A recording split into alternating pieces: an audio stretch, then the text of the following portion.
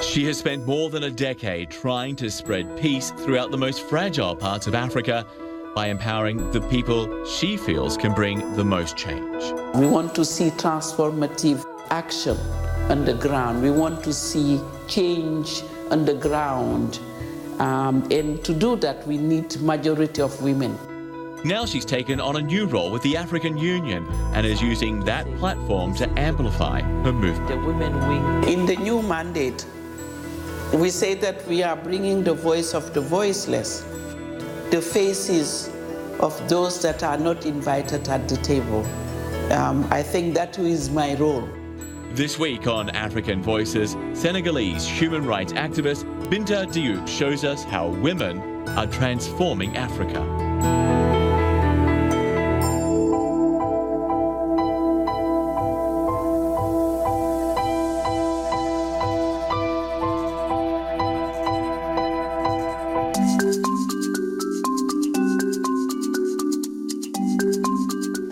Here also I was meeting with President Compaoré.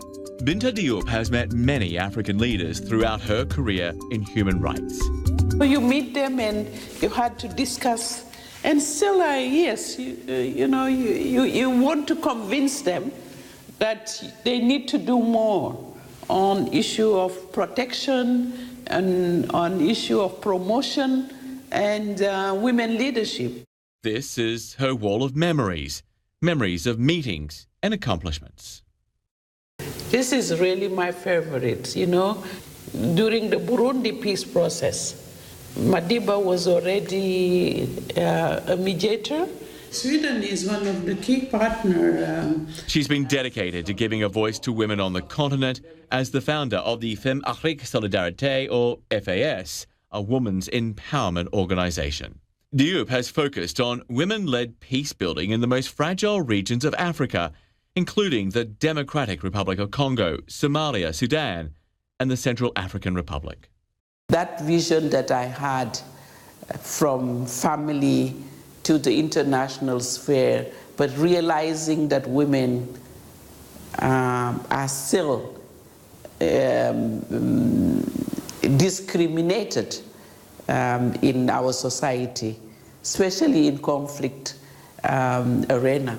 So make me create this organization that I'm very proud today, that have achieved a lot, Femmes Afrique Solidarité. We African women, we realize that our continent were torn apart by conflict, but also the impact of that conflict, those conflicts in our society. In the women, we realized that women were used as weapon of war. Rape was used as weapon of war.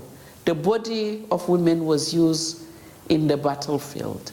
And we said we need to do something for this. And nobody can do it for us but ourselves. So we realized that starting from Dakar, we saw the women from Somalia, the women from Sudan, who told us about their stories. Being a feminist in my way, and have been raised at the International on Human Rights Instrument, I could not keep silent. So all my battle was to say, what do we do in solidarity to the women who suffered?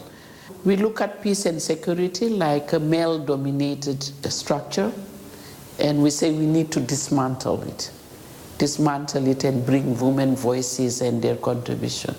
So FAS were born in 1996, and we did a lot since then. Diop has led numerous campaigns on the ground for gender parity, empowering women to play a leading role in African development. You might recall that Senegal was also in conflict when we were in elections. And elections in Africa are part of our problems. So we did a women's situation room.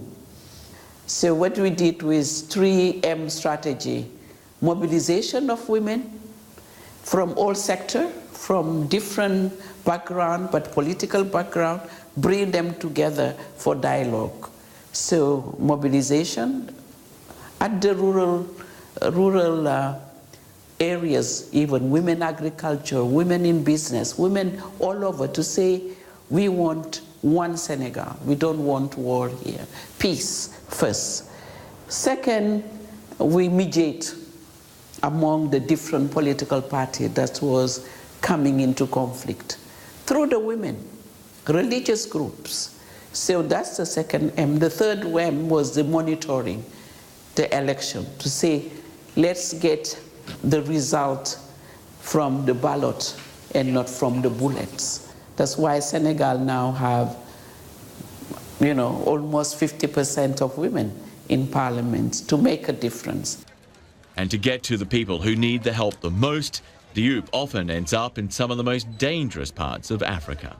I was in Goma when M23, the rebel movement, entered into Goma. And I think it was, most of my family was scared, my children. And they said, oh, where is she? I was there with my staff, my colleagues who live in those areas. We just wake up and see M23. So it was very risky.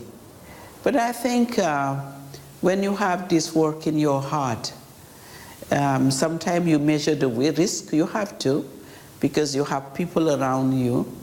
But we are so passionate by the work that we just go.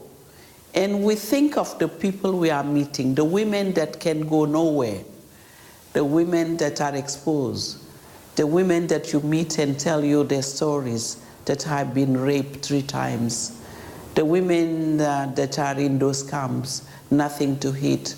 So what have they done? What do you have better than them? Maybe your education or whatever. But they are Africans. They are like you. They are human beings. Diop's tireless efforts towards peace was recognized globally in 2011 when Time magazine included her on its annual list of the 100 most influential people in the world.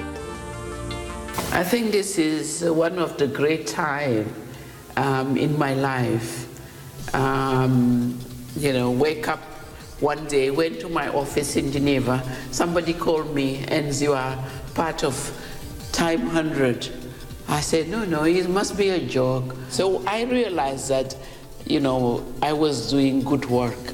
If that amazing magazine in the world recognized your work. So it was great. Good moment in my life. And her work is far from done because Diop says she always feels compelled to speak out against what she thinks is wrong, something she learned from the woman who influenced her the most. And my mother was my role model.